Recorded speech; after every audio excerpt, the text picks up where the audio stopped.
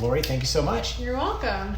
All right, Laurie, so I've now been a student of yours for 5 years. That's 2017. hard to Can you believe believe. that? Wow, yeah. Since Natalie introduced us. It also feels like I've known you longer than that, but yeah, I know. Let's start at the beginning of You for Yoga. When I first met you, Yoga Bomb didn't exist except as the brand. Mm-hmm. But we met downstairs in the Meridian Center, and I guess you rented a space there, and it was just you. Mm-hmm. So let's go back even before that. How did you first get attracted to yoga? What got you interested in yoga? So I was always into physical things and physical fitness, and really I was looking for something as cross-training for running, because I was like running a lot of half marathons. And it wasn't like cross-training for strength necessarily. It was also like for flexibility, mobility, that kind of thing. Yeah, I was just having the typical runner type pains, like knees and hips, and just wanted to work that out.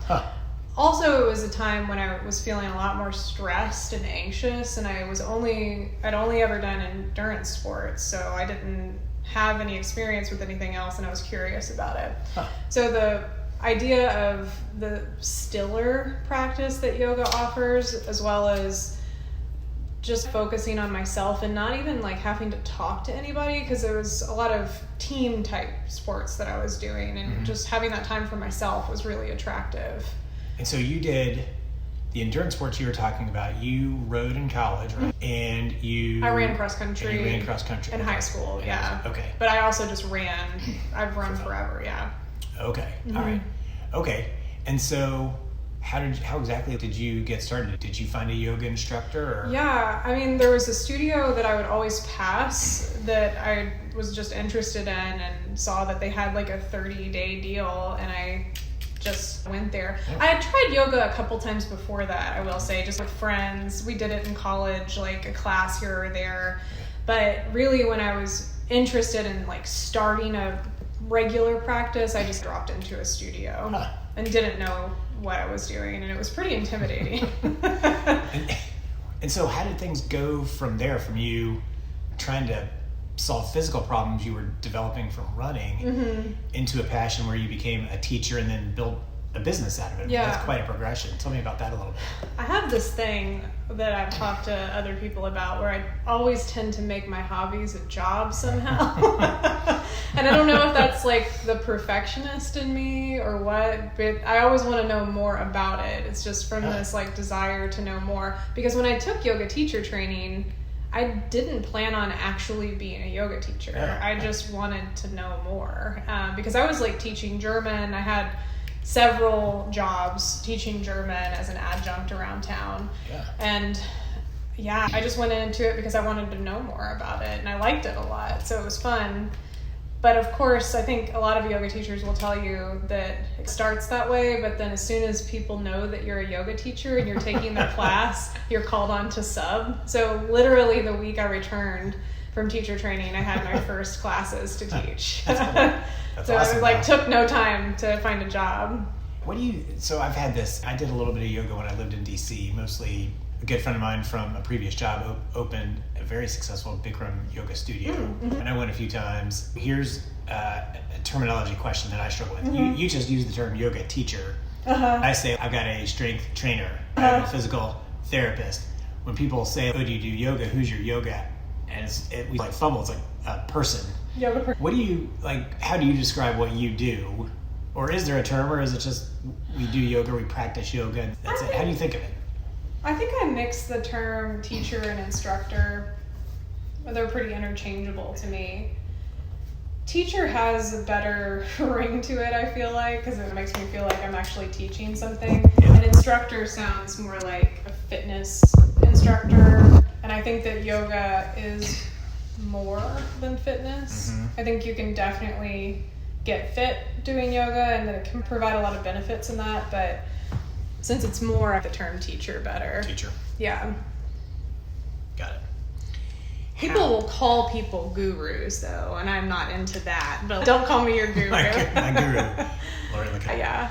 How do you think about, so somebody, like I came to you 5 years ago and said, hey, I've had these health issues, I've got this heart issue, I want to do something to, if I gain strength or flexibility or whatever, terrific, but it's really about not deteriorating. Mm-hmm. That's my situation.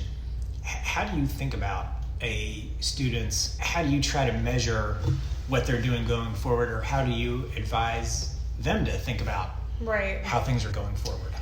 That's a really interesting question, because I think that people come in with certain goals, and oftentimes just by practicing yoga, their goals will change. Mm-hmm. And because some of it could be related to achieving something physical or impressive, right? But then the more they practice yoga, that becomes less necessary for them, and they just want to feel good. Right. So it really depends. When my clients come in, I have them fill out an intake form that gives me a lot of information about why they're even seeing me in the first place. Yeah. So that will help me understand like what progress looks like for them. So maintaining, for example, like you said, that might be a good way to look at it, like, or how are we this week as opposed to last week. But a lot of people's goals are really oriented around pain relief when they come see me. For the privates, that's probably the most common reason that people are here, is that they're in pain, and it's a pretty easy thing to measure, like how much pain are you in now, and versus what it was like before, and hopefully we can relieve it almost all the way if possible. Really? Yeah. Huh. So most people who come to see you for your private sessions, they are in some sort of, what is it, chronic? Is it acute? It can be both. Yeah. Back pain is the main reason that people are here, I would say. But then there's also injuries, maybe there was an injury and then there was a knee replacement or something like that, or there's a tear somewhere, and just learning how to live and move in a different way, because oftentimes those areas will become super sensitive, and it could just be that they're always moving it the same way, so they come to yoga to learn a different way to move, how to approach that. How do you again, this may not be a right question or a fair question, but what's the right almost time scale to be thinking about progress when you start a yoga practice? I think I could tell a difference maybe in a year or so. Yeah. Is that about it, or is it shorter, longer? I think it does depend on why they're here. Why did they come in the first place? Because with some of the pain stuff, I would say a couple sessions. Really? Wow. Yeah, a difference. That doesn't mean that it's going to be gone, but I think that they could see a difference. Because it's pretty easy to identify, especially in their movement, if something could be changed or just tweaked slightly so that they're not always hitting that point that's painful, if that makes sense, in the movement. And it's just really because nobody's ever shown them differently. Yeah. So they could expect to see some progress pretty quickly, but like your goals were much more long term. Yeah. So it's going to take longer to know if it's working, if that makes sense. And in some sense mine were also like, I plan to keep doing this for life because I want to postpone regression as long as possible. Again, like getting stronger, that's great, but that's not, that's prevent being weaker. And so that I want to prevent being weaker now, and next year, and the year after, and so on. Okay, all right. And I think we also have to be realistic with goals. Like, I think everybody could reasonably say that they want to get stronger, right? But at some point, you can reach a limit, either because of age or just physical capacity for those things. So, there are reasonable goals, and sometimes we have to have those conversations too. People might come in, and this is less common in my practice, where they would come in and just want to learn how to do a handstand, for example. We can judge that pretty quickly, whether or not they're successful, but if they can't hold a plank for 15 seconds, we're pretty far off from the handstand. Whereas we've gotten me up to where I can do, or at least last year, I did a 5-minute plank. Right. My desire to like go to 6 minutes, it's not zero, but it's virtually zero. It just doesn't matter. It doesn't matter, exactly. But being able to maintain somewhere in 4 to 5, like that is somewhat indicative that I've maintained strength, and so that's a good thing to keep going. Absolutely. For. Okay. Yeah. Tell me about the mental shift you made when you moved from being a student to a teacher, and how do you think about you, Laurie? How do you think about being a teacher today? So I always go back to this, the last quote ever from the Beatles when they were a band. They did that impromptu concert in London, 1969. They hated each other's guts. But the very last thing at the end of that like half-hour concert, John says, "We hope we pass the audition." And the point is, we're always practicing for the next thing. We're always students. We're always learning. Tell us about that mental shift to being a teacher. And do you still see yourself as a student? You said, oh yeah, that you like to dive in and keep learning more and more. Yeah. Surely even now, there's a world in the yoga universe to explore. Yeah, and actually, continuing education is super important to me. And at the studio, there's actually like a requirement if you even teach here that you have to have continuing education every year. So that is very important to me, that we all remain students and we all remain fresh. And I think that we should change as teachers throughout. When I started teaching yoga, I was already teaching German. So I already knew what it was like to be a teacher and what it was like to be in front of people. So there was definitely, I had an advantage there, like coming into teaching yoga, that I think a lot of people have to take a lot longer to get over their fear of public speaking before they can like get up and successfully get through a 60-minute class. And that was something that was just easy because I'd already been doing it. But what was the original question? What shifted? Yeah, what sort of mental shift did you have to make? From student to teacher? Yeah, maybe almost what worldview changed almost? Like I said, I didn't actually come into the yoga teacher training to teach. It was honestly something I was like thrown into because there were classes that I was taking regularly as a student that as soon as the teacher, who was often like my friend, found out that I knew how to teach yoga, they were like, let's do it. Let's have you sub my class because I'm going to be out of town next week. Let's take it a step further. What was the mental shift from being a teacher, like when you and I started down in Meridian, to being a business owner? Yeah, I was very ready to be a business owner and to work for myself because getting pretty fed up with the bureaucracy at the university level and working in that environment. And like I said, I was just an adjunct, so I had zero power. Not that it's the power that I was looking for, but I needed some say in what was going to happen. Okay. And so I was pretty fed up at that point, and we don't need to go into that. But but yeah, I think that most yoga teachers probably in some way already see themselves as business owners because they are independent contractors, and even if they're teaching all over town, that is their business, that's their business, image, that's their brand. It wasn't like the dramatic shift was really owning like the space, right? So I felt like I already was running my own business and I was building my own brand. It might not have been called Yoga Baum yet, but it was always like building to that.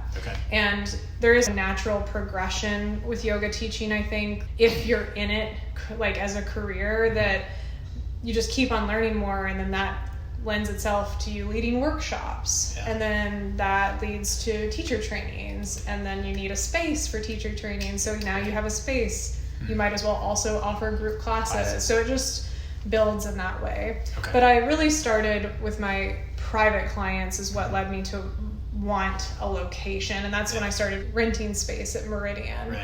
And I just needed more space at some point. But I really did want to do that, just to have a little bit more control of what was happening. One question I always am fascinated by is, and I wish I had asked it in a lot of the roles that I've had in my life, is as you got into being a teacher, a business owner and so on, what's something you spent a ton of time and mind, energy on that you could have skipped entirely?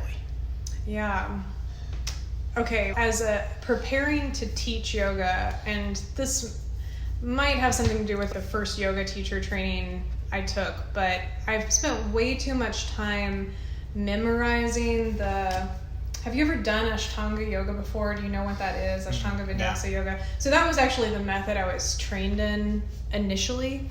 And there's hardly any verbal instruction during that style. You just memorize like the Sanskrit name of the pose, and then there's like a count. And there's also like a count in Sanskrit to each movement. Those are like what the vinyasas are, right? So it's like literally like you lift your arms and that's 1 in Sanskrit. You fold forward, that's 2 in Sanskrit. So there's like all this memorization of like movement to numbers.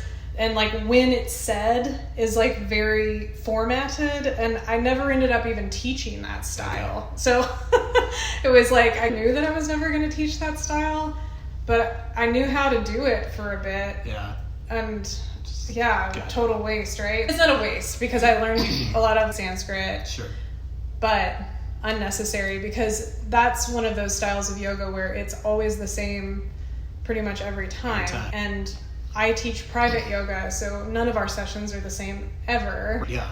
And everybody's different, so it didn't really have a lot of practical application. Yeah. So as far as like teaching, that was a total waste of time. Did it have like benefits? Sure. Didn't need to do it though. How do you, I don't know what the term is, recruit or find or select new yoga instructors to teach either private here or classes here? Just welcome them into the Yoga Bomb family. Yeah, that's a great question. It's actually a question that we go over in our teacher training when I'm helping them find jobs about like how to reach out to studios and everything. But for me, it's really important that they know us and that they vibe with our community. I get a lot of emails that are just like, hey, I'm a yoga teacher, I live in Louisville, here's my experience, like, can I teach for you? And they've literally never stepped foot in the door. They've never met me. I could be a total, like, psycho. They don't know that. And that bothers me, like, that they've never been here and that they're just like, it just makes it feel like they don't care that much. Sure. Because who am I? Like, what you is got this the form place? letter, they didn't bother to sign up for a class or a month or anything. And I don't need them to necessarily spend money to show me that they're dedicated, but a little bit more of come in. Yeah, see if they'll go to coffee with you or ask you something. But I do think that it shows, I want them to be students, right? So I think if they had just come and taken a class and then approached me, I really enjoyed this class, then they could reach out that way. But honestly, most of our people have come from our teacher training. They don't have to have graduated from Yoga Bound to teach here, but it works out that way because those people end up being a part of the community. And so the community that we're building here, I think it's just, it has a certain energy to it. And I'm trying to keep it along those lines. So tell me a little bit about that, because you have talked to me about the community here a lot. I don't see that a ton because I do private lessons with you and sometimes with Abby, and that's just my practice. Tell me about the community you're trying to build. Describe it to me and just go into that more. I think that it's honestly a bit about the approach that we have to teaching yoga, and I think we attract certain students because of our approach, and that is that we're really trying to help people build a sustainable and empowering yoga practice, and that's part of our mission statement. So what that means to me is that we're not prioritizing really extreme postures or like postures that are really popular because of Instagram or because they really look cool. We're really trying to help people feel good. And sometimes, we might do some postures that are harder to do, but it's always in a way that it's approachable and accessible for all levels. So that's a really big part of who we are, is that we want everybody to be able to practice yoga, and we are not prioritizing like really intense things. We do offer a mixture of practices. So we have flow yoga, we have restorative yoga, and we think that balance is really important too. So our clients often do like that softer side. So we have the harder stuff, but we also have the softer stuff, and we think that they're both important. So I think that a lot of our philosophy is around that idea of accessibility and to make it feel good, to make it feel empowering, because if it hurts, why are we doing it? And I think people come in a lot of times with this no pain, no gain attitude because they've learned that in other fitness classes or fitness forms, and we're just not about that. Interesting. So wait, let me go into something you just said, but also it ties back to something you said really early on, which is you got into yoga from other things you were doing. You own Yoga Bomb, you're a yoga teacher, you also weight lift. We have the same strength trainer. You also row. I think you on and off since at least I know you've gone back into running, stopped. You do a lot of different things, so it's not just yoga. Tell us about that, whatever multi-pronged approach or whatever. How do you think holistically about fitness or strength? Yeah. Like, what does that universe look like for you, and how do you think that should look like for people? I don't think that there's a way necessarily that it should be, but I do think that people should enjoy what they're doing.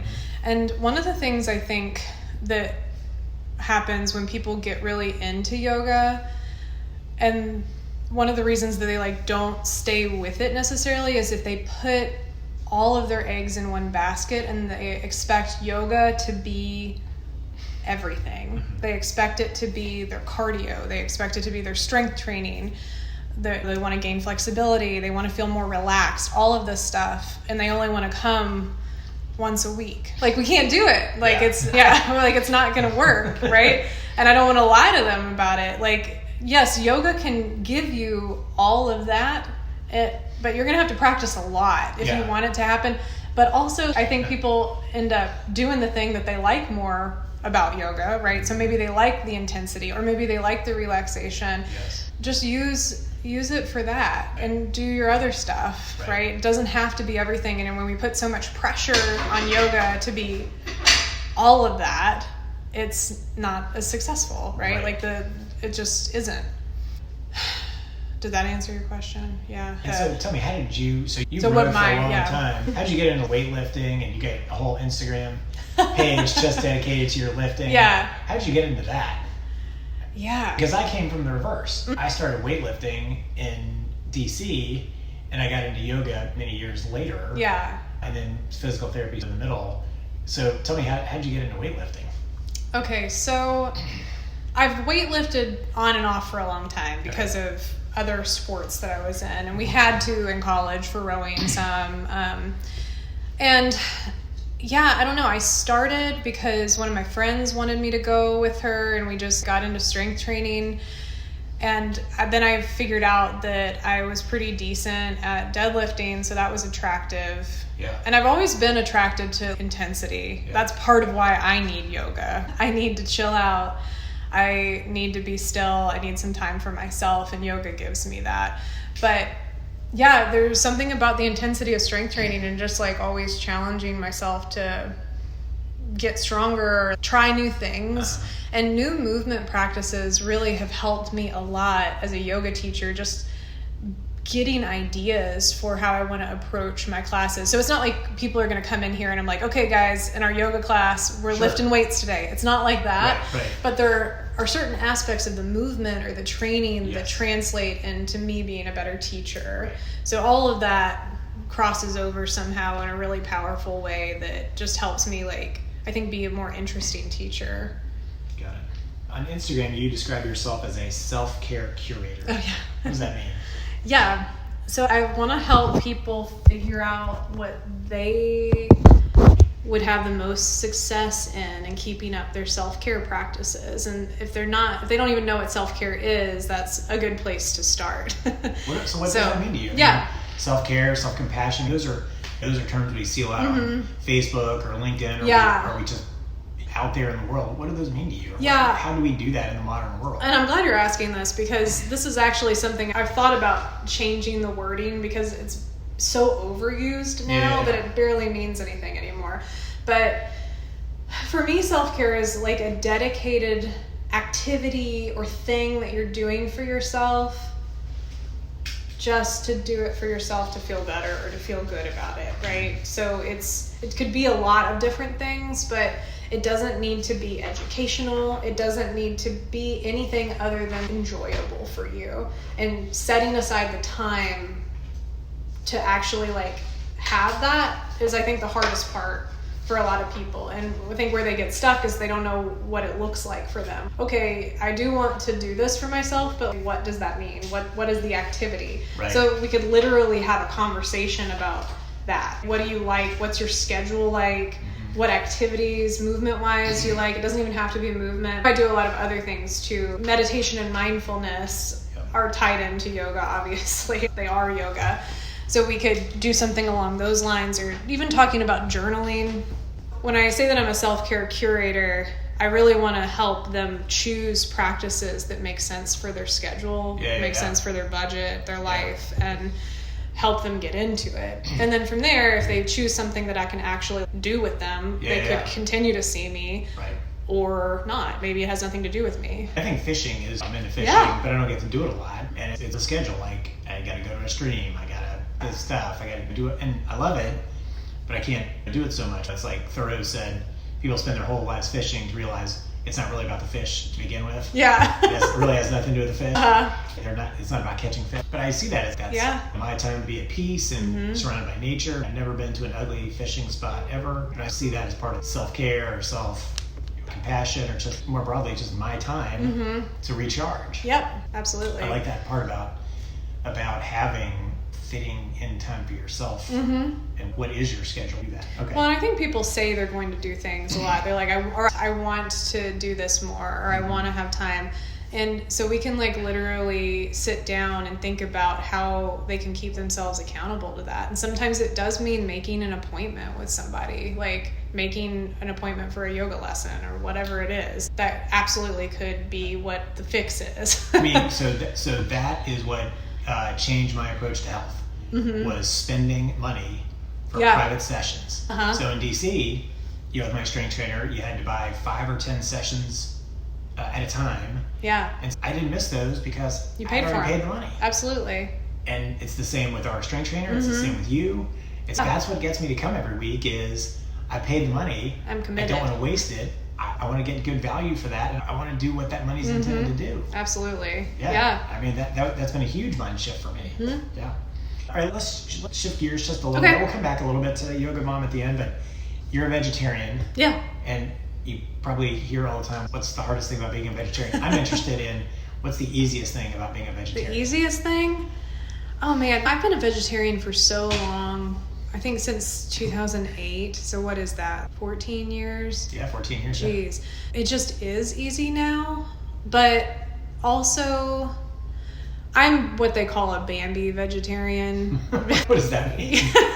You love animals so much that you can't stand the idea of an animal dying for you. Okay. I'm a Bambi vegetarian. And I think that's super easy because my thing that made me make the switch was like, could I slaughter this animal? Because I want to be connected with the whole process of what I'm consuming, what is happening. And I realized that I couldn't, and not even a fish. So I don't eat any of them because I couldn't do it. And I don't want to be disconnected from it. That's a very Michael Pollan or Anthony Bourdain point of, we are so removed in our current food cycle from the violence it takes to feed us with animals. Right. That if you're going to eat animals, actually in some sense, I don't want to put too fine a point on this, but they almost became pro-hunting because at least those people had to confront that animal and that violence before they ate that meat. And so they were at least close to it and they understood it. And I think they were the same way, that if you're not willing to do that, you should think very hard about your willingness to eat animals. No, I agree. Yeah, I don't have problems with people who aren't vegetarians or whatever, but I do wish that we were all a little bit more connected to the process and understanding, because I think that it would change the way that we do a lot of things as far as food processing. Right. So here's a question I've got to ask because I want to learn from this myself. So you give the best gifts. And what I mean by that is, to me, they come across as personalized and sincere, but from a couple of snippets over the 5 years, I get the sense, I don't want to say mass-produced, that's not right, but they're not actually totally customized. And they're also my client gifts? Yeah, exactly. Yeah, but they're also not super expensive. And I think that's a hard mix. Yeah. That's a hard mix. Yeah. Because I have a lot of clients. So how do you approach, so 1 year was an air plant, which I still have. 1 year was the eye mask, which I still have and I still use.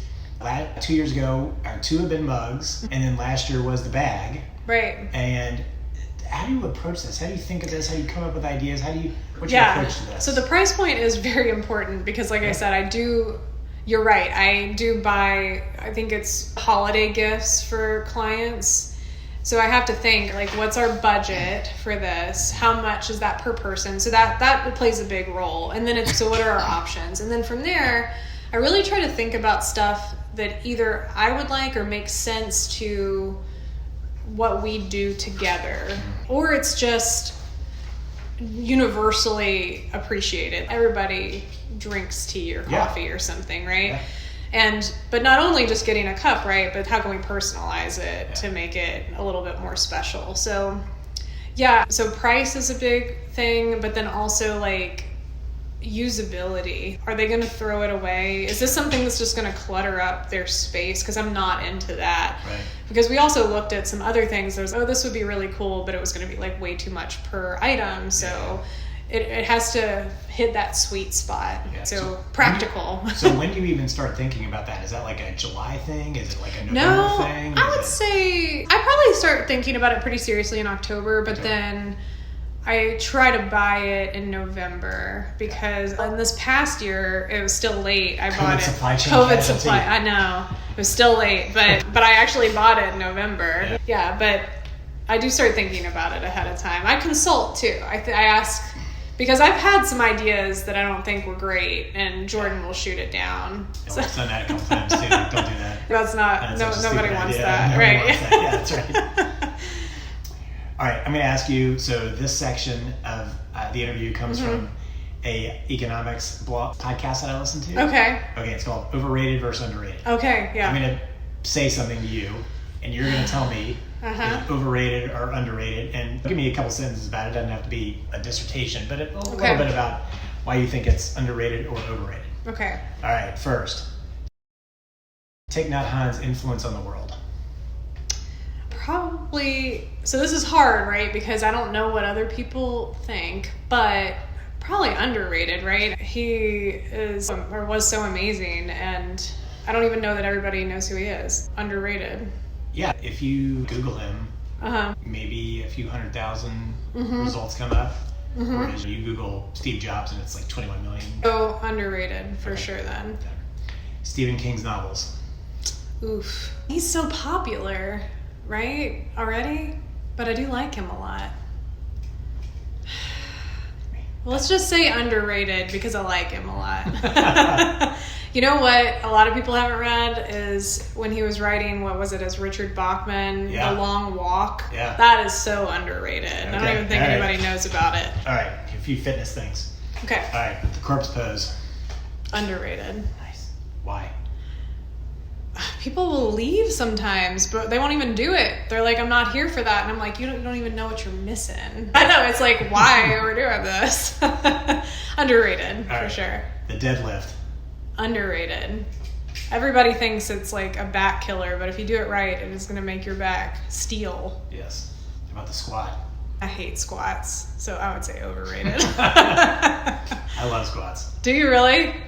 Yeah, so in DC, so my trainer had these two machines. One was called a True Squat, and it wasn't a Smith machine. It wasn't that regimented. Okay. But it did force, like, you were up against the machine. Yeah. But it was very humbling. So, like, at the end of my time, I could squat about 200 pounds. And with this, I got up to 35. Wow. Yeah, because of the angle. Yeah, exactly. Yeah. Because of the angle. The tops of your thighs were, like, on fire.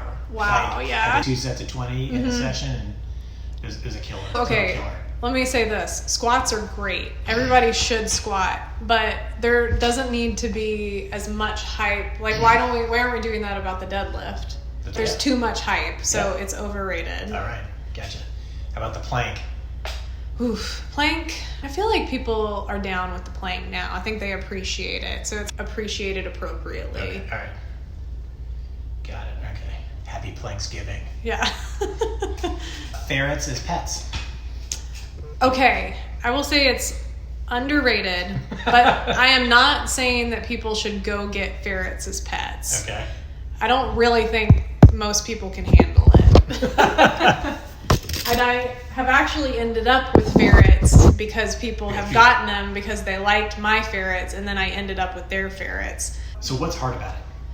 I think that people just think that they're easy because they could be like a hamster that you keep in a cage or whatever, and they do want their space, but you got to get them out, and they're super hyper and they want to play with you. So I think people think that they're just like cage animals that they could just play with whenever they want, which is not the case at all. Also, if you have dogs or cats or other things, it's just problematic. And people aren't used to shuffling. You could step on them so easily. They like to put their heads indoors. You have to be really vigilant. And I don't think people have the lifestyle. Yeah. And if you have kids, they're great with kids, but kids might not be great for the ferrets. Right. I think that they're underrated, but I don't really want anybody else to get ferrets for pets. Because they're going to give them to me. All right. Overrated or underrated? Social media for business. Everybody's using it now, though. I think maybe it's underrated, and it could just be because people aren't using it to its like maximum capability. This is just obviously some businesses are. Sure, but yeah. I think a lot of people are scared of social media, and in that case, it's like you got to get on board if you're trying to promote your business or if you believe in what you do. Right. Social media for personal use. Overrated. Okay. How come? Man, it's such a time suck. It's like one of the social media is like a necessary evil in a lot of ways. I think that it can get really negative, and I've read like studies about how about 30 minutes is all we can really handle before it starts getting depressing. Yeah. And even then it's starting to get depressing. So I think we could do a lot less on social media. Got it. Margaritas. Underrated always. Exactly. They're still coming up with all these great flavors and concoctions. Oh man, that's so funny. All right, a few last questions. You read a lot.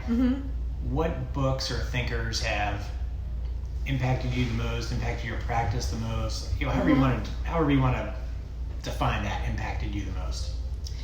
This might not be exactly what you're looking for. I read a lot of fiction. I don't read a ton of nonfiction unless it's for my yoga stuff, like for work, right now anyways. So this is a roundabout way of answering your question, but reading is really my self-care, my way to decompress, and it does help me be better. And I think that I'm more creative because of it, just seeing all of the stories.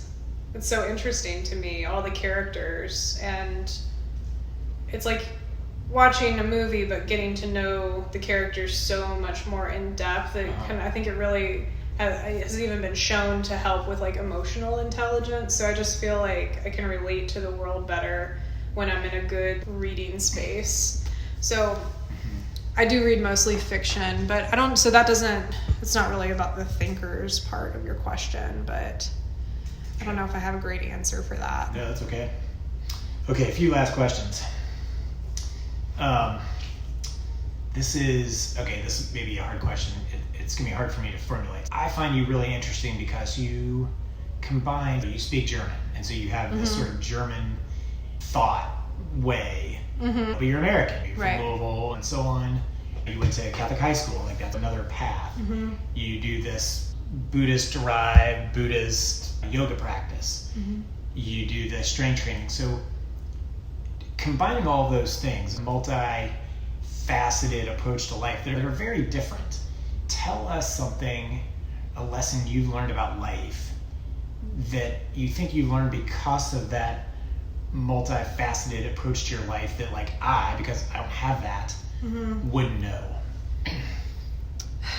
The first thing that came to mind when you were asking about culture, and I think that my life has given me a lot of opportunity to experience different cultures on a pretty deep level, and that's helped me just relate to people better and just become more empathetic. And I think that's something that we should see more of in business owners, and especially like a client facing like business like this one, right? So I actually am not just behind the scenes, I'm working with real people all the time, and seeing that like variety, like all those things in my life, being able to travel to Germany, being able to just travel to different places, and just having the different experiences I've had, I can see things better from their point of view, or it helps me understand what's important to them and like how important it is. And then that can help us get to reaching their goals better. Got it. So just having a better read on people, I think, is the main thing. Got it. Okay. Last question. Where do you see Yoga Bound in the distant future? 5 years, 10 years, 20 years? And maybe the sort of capstone question is, do you in some sense see Yoga Bound as your life's work? Oh yeah, totally. Absolutely. I've made jokes about this. Now that I've done this and I have my own business and everything's working, I feel like I'm unhirable because I can't go back. It's just amazing to have a vision and then see it come to fruition like this. But yeah, we definitely have long-term plans. Some of them I can't really say, but for sure just expanding and like building the community. I'm not really talking about opening more locations or anything like that, but expanding our offerings, different kinds of yoga that maybe isn't on the schedule yet, and even adding more classes. But right now, because we started as a private client type business and then group classes came later, we're still working to build the group classes. So that's like the immediate thing that we'd love to see grow and like building in the community. But we have lots of plans. Yeah. Cue Montgomery Burns. Excellent. I know, yes. Excellent. All righty, Laurie. Well, thank you so much. This has been awesome. Thanks for